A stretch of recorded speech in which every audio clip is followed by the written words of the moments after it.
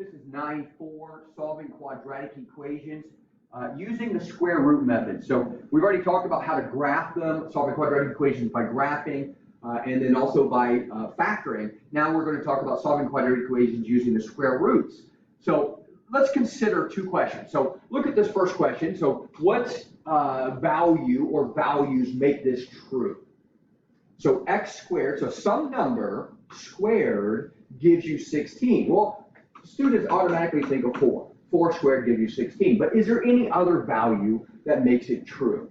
Well, also negative 4.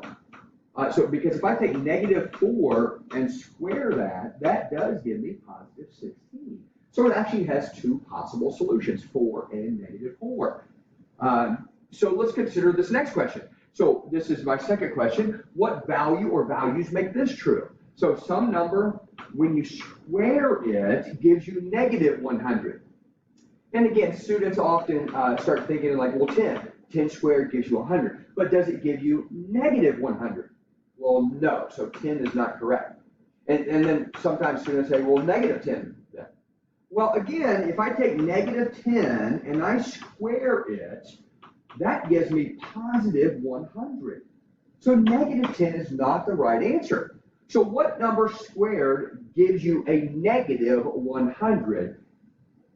There is no answer. So this actually has no solution. There is no way that you can square something and end up resulting in a negative answer.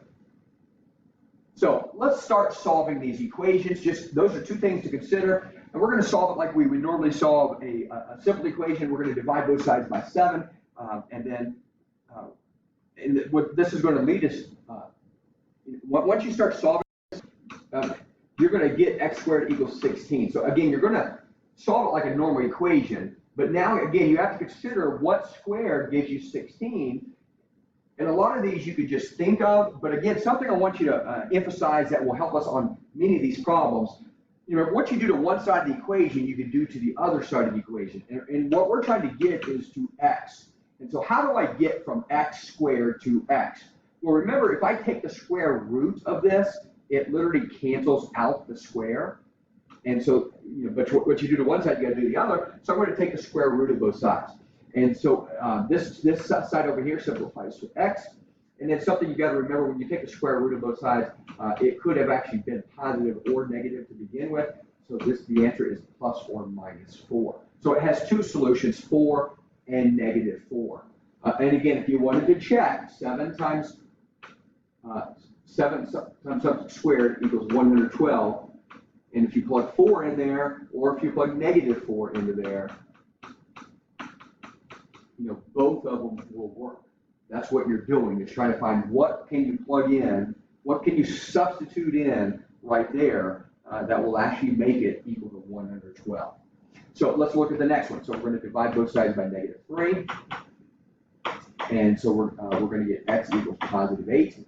And then again, to solve this, what we're going to do is, again, sometimes you can't think of, hey, what square gives you 8? That's why you got to learn, you know, to cancel off that square, you're going to take the square root of both sides. And then you're going to get plus or minus the square root of 8. Now, what I don't want is unless I specifically state to give me a decimal answer, because some of you might just plug that in and give me a decimal answer. But I always want the exact answer in simplified form. And so the square root of 8, we just learned that on the last lesson, can simplify to 2 square root of 2. So you have to remember how to simplify square roots. So this is your final answer, simplified, that will give me the correct answer. So again, solve, we're going to divide both sides by 5. X squared equals 25.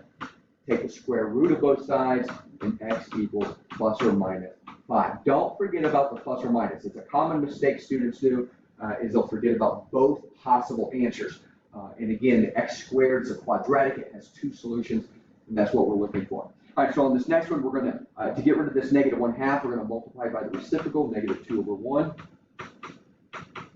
And so x squared equals 72, positive 72. And then we're going to take the square root of both sides.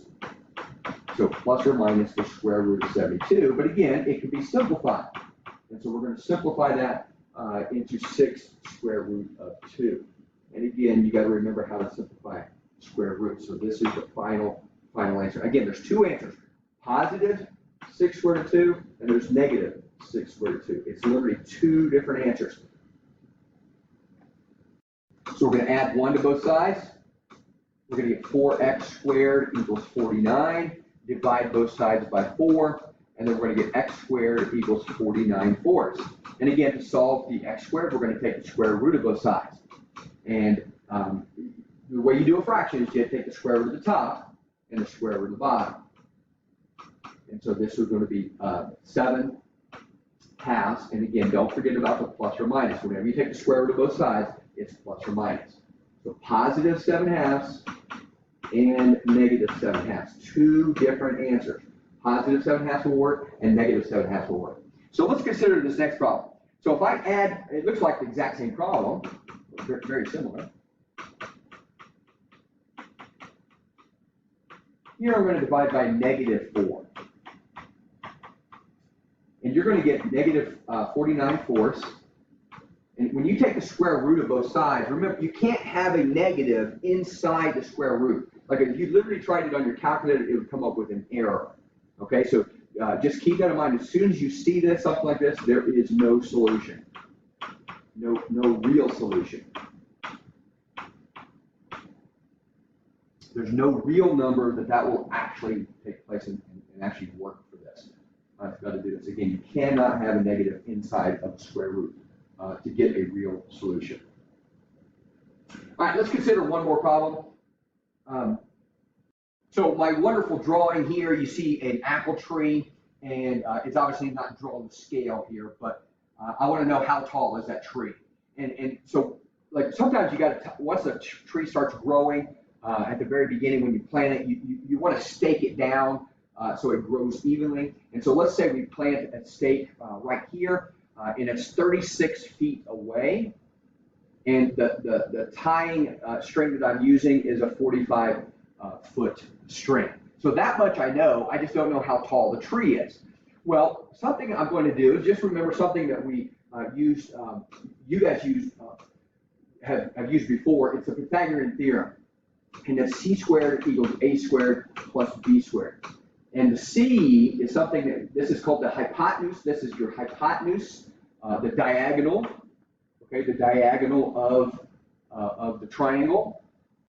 And so just to remind you a few terms here, you have, of a right triangle, you have the leg and the leg. They're called legs. It's the two sides of the triangle that meet up with the right angle. And the diagonal side is called the hypotenuse. And if you use the Pythagorean theorem, and again, the Pythagorean theorem is only used for a right triangle. So this is your letter C, and then your other two legs, that's your side A, side B. And it doesn't really make a difference which one's side A and side B. But, so the hypotenuse is your C. So on this problem, the hypotenuse, if you notice the triangle here, you have a right triangle. And so the hypotenuse, the diagonal side, is 45. So if you put this into the equation, the Pythagorean theorem, so I'm going to do 45 squared. And again, the A and B is just that A is one of the sides and B is the other side. I don't care which side is A, which side is B. So let's just say this is X, and we're going to square it because that's what the formula says. And then the side B is 36. We're going to square it because that's what the formula says. So if you, you might have to grab your calculator for this, but you take 45 squared, and that's 2,025. And then you're going to take 36 squared, and that's 1,296. And so I'm going to literally take, to solve this, 1,296 minus 1,296 minus 1,296.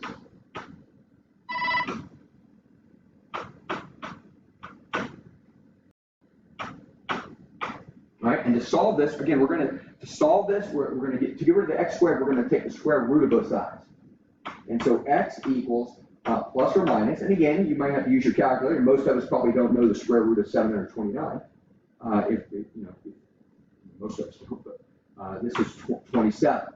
So now the answers, algebraically come up with positive 27 and negative 27. But remember, in real life, we're trying to solve what the height of this apple tree is. And obviously, it can't be a negative 27. So even though mathematically, on paper, I came up with two solutions, the height of the tree can only be positive. So it's 27 feet tall tree.